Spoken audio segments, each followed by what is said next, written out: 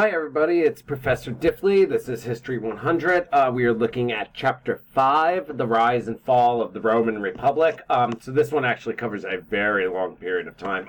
You can do entire courses, entire careers on Rome. Unfortunately, we do not have the time to cover it all here in this class. So we're going to hit on some main points here. So there is no discussion board this week because there's a lot of information here, so I want you to focus on the readings and the videos. And the learning objectives, they look smaller than usual, but notice like there's a bunch of people in each one. I didn't want to give you a giant list there, but you can really take a look at all of this. There is a chapter exam due by the end of the week. There's lecture notes, and there are required videos. There's a fair amount of videos here. Really take a look at these. They're very helpful. Some are very short. Some are a little bit longer, but they give you an idea of everything going on here. So this will be, again, for Rome, ancient Rome here. So let's jump into the slides. There will be some things, as you saw in the required videos, like social and political structures. I'll talk about it, but here's another video on that. This one's Four Sisters in Ancient Rome, really looks on what life was like for women. This one about slavery, this is taken from a HBO series, has interviews and excellent depictions. If you're interested in Rome, this was one of the best depictions ever in this the HBO series Rome. This one's about religion, especially the Vestal Virgins. This is a tour around a Roman villa, just to give you an idea of what they look like. Some shorter videos about what it was like to be a soldier. Again, another video from the TV series, but gives a very realistic depiction of what battle looked like. Here's a video on the Punic Wars, one on rise of Julius Caesar and his assassination. So let's get into this. What these videos will focus on is stuff that's not really covered a lot in the book or in the video, so this will be additional stuff for that. Specifically, again, rise and fall of the Roman Republic. We're talking about nearly 700 years, over 700 years of history here. And so let's start with Roman society and culture is where we're going to start. One just gives you an idea. This is the story of ancient Rome. It started out as this little dot here. The story Romans like to tell is Rome started as this backwater village in Italy, on the Italian peninsula that will eventually grow into an empire. In the American perspective, this is something we like because, as you know, we're backwater colonies that grow into a superpower, a global power, that sort of idea. As you can see, Rome was surrounded by lots of different groups, the Etruscans, the Greeks and others, so they're all going to have an influence on Rome. The Carthaginians, who are from Phoenicia, and that. So this is a large. But before you get to Republican Rome, you had a kingdom, and we'll get into that there. But let's start with this. These are really important, these origin stories. You will not find much of this in the book, so it's very important to take notes on this. Understanding Romans' origin stories, it talks about their cultures and values, really helps us understand who the Romans were. So this is one you will find in the book, is the story of Romulus and Remus, the Roman origin myth of these twins that were cast out by the old Roman kings and left abandoned in the wilderness to die. However, they are saved by this she-wolf that was sent by the god Mars, who nurses them and raises them. Why do Romans like this? Well, it shows their divine destiny, right? That the gods intervened to save Romulus and Remus, who will go on to found the Roman Republic, at least in myth. But it shows their divine destiny, that they are meant to not only expand and rule, not just survive, but also expand and rule. So that is, again, the idea of where Rome come from. So you can get it right from there. They are favored. The Romans are favored by the gods there. And as a result, Mars will have a high place in Roman religion. Another of these is Romulus and the Sabine women. This is also sometimes known as Romulus and the rape of the Sabine women. What happens here is Rome is a young, fledgling village. It needs outsiders to grow. There are not enough women.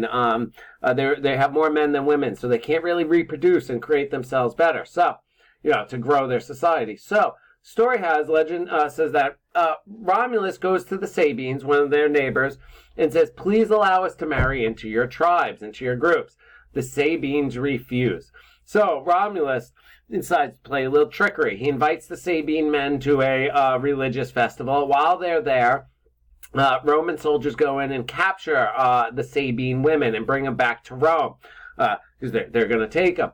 So what you see in this picture here, though, is what happens afterwards. When the Sabines realize what had happened, they go to Rome to get their women back, their daughters, all of that. Now, as you see here in the middle are two women trying to stop the fighting between the Romans and the Sabines.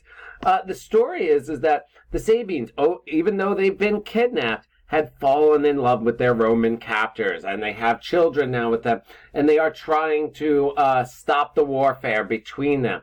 So this sort of talks about Rome as one, it will expand by absorbing outsiders. The Greek city-states didn't really do that. So they will absorb outsiders, sometimes violently, sometimes peacefully, but also speaks to Rome's greatness in a way, right? And that's the message I want you to get out of this, that these women, again, remember sometimes it's called the rape of the Sabine women, who have been captured, kidnapped. Why are they trying to stop the fighting? Because they've fallen in love with the Romans. So this is also the idea that Rome will expand and people want to be part of it. That people want to be part of Rome, that these women, again, have quickly adapted to their Romans husbands because they love them and now they're family. But again, so that is the idea of how the Romans will grow. Another one here talks about self-service. This is the Horatius at the Bridge story. So this is really about self-service, selfless service to the state and the community. What a great warrior is supposed to do. Story is, once again, Rome's at war with its neighbors.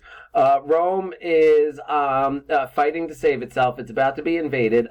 Problem is there's a bridge over the river, the Tiber River. The enemy can get into the city, and they're going to get past them. So what happens is Horatius, this great Roman mythical warrior, decides to sacrifice himself. And you can see Horatius here almost, right here, being protected, what seem like angels. This is in many ways what in the Christian world, where angels come from, is these depictions of ancient Rome. These are supposed to be like goddesses in a sense there. But what Horatius does is he tells his people to retreat. He will fend off on this narrow bridge the attacking enemy. And he orders them to tear down the bridge behind him. Horatius will be trapped here and is certain to die, and he does. But this is the story. Horatius sacrifices himself to save the state, to save the community. And so that's the message here, that Romans supposed to, that it is best to sacrifice yourself for the greater good of the community here. And so we see Horatius here sacrificing that way. Another story here is the story of Cincinnatus, and you probably, you've heard of the city Cincinnati in Ohio. This is where it comes from. This is also very important. One of George Washington, founder of the United States, favorite stories. And in many ways, he seems to have modeled his image or his myth around him. Again, another thing about selfless service, right? Of putting the state and the community above others. The story with Cincinnatus is this. Cincinnatus was once a great Roman general. He had retired and gone out to the country to become a farmer again. He had given away from public life. Rome, yet again at war. Running theme throughout everything. Rome will always be at war. Rome is at war. It's going badly. They go through a series of generals and they keep failing, and Rome is losing the war. So the Senate and other leaders go, and they go to Cincinnatus and ask him to come out of retirement to save Rome. To do so, they make him a dictator. They give him complete and absolute power over Rome to defeat their enemies in order to save them. Cincinnatus comes out of retirement reluctantly, takes command of Rome, takes command of the military, and quickly defeats his enemies. But this is the important part. Cincinnatus is now dictator. He can do whatever he wants. There's no one to stop him. What does he do? He gives up power and returns home. Why? Again, this wasn't about himself. This was about serving the Romans, serving the state, saving the community, saving the people. Once he had done that, he leaves and goes back and retires. Now, why is this important? One of the other messages in here is, who are those that we should give power to? Whom should we give power to? It is those that want it the least, because they will not abuse it. That's the argument. That's one of the things that come out of this. Now, why does Washington like this story? Why did Washington like this story? Very much like his own story. George Washington, had come out of retirement to leave the Continental Army. He had fought in the war of the 7 Years' War and others. Comes out of the war, retirement. He was a farmer. Comes, fights, saves the Americans, this fledgling new, colonies into a country, defends them, and then he gets the presidency.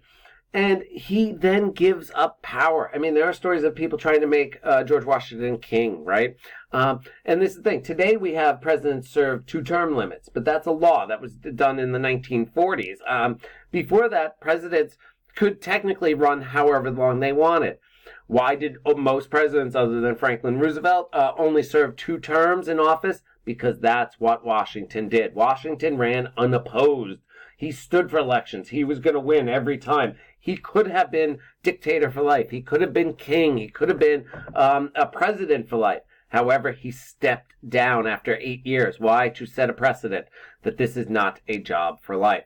And so again, Cincinnatus is this sort of model for this. Yet another story here, the rape and suicide of Lucretia. This is why the elite. This explains why the Roman elite expelled the monarchy. So again, before Rome's republic, it had kings. So this is about how the Rome's that power corrupts completely, especially sole rulers. Story here is Lucretia, a important noblewoman.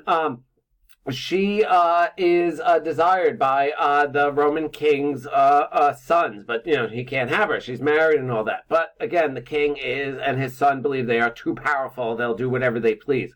So Lucretia is raped. He has her for his own. Lucretia feels she's been dishonored, and she dishonored her family, and eventually takes her life, even though her family tells her she shouldn't. That she did nothing wrong. Obviously, she didn't. But she nonetheless takes her life. So that is again part of the story here. For women in Rome is about honor.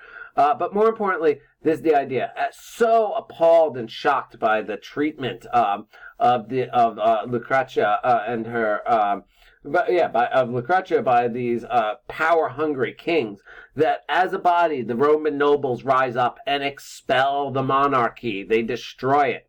And they decide, we will no longer have a king. Why? Because power in the hands of one is corrupting, right? The people will become too powerful. So they vow, we will never, ever have a king rule over them. And so this is that they need to get rid of them. This is very important because parts of the family here is... you'll see this later. This comes up with the rise and fall of Julius Caesar. Marcus Brutus, who is one of Caesar's assassins, his family is Lucretia's family. These are his ancestors. So this idea that when it seems like there's a dictator, the Romans are supposed to fight against it becomes a running theme. Again, until they actually get emperors later, but that's something for next chapter. But yeah, these are their origin stories there. Other stories of Rome, like I said, Rome is based around 7 hills. Story is, mythical story of Rome was 7 small tribes living on the hills. Again, this backwater, nowhere that rise up together and create this massive, massive empire. You see the Tiber River, as I talked about before.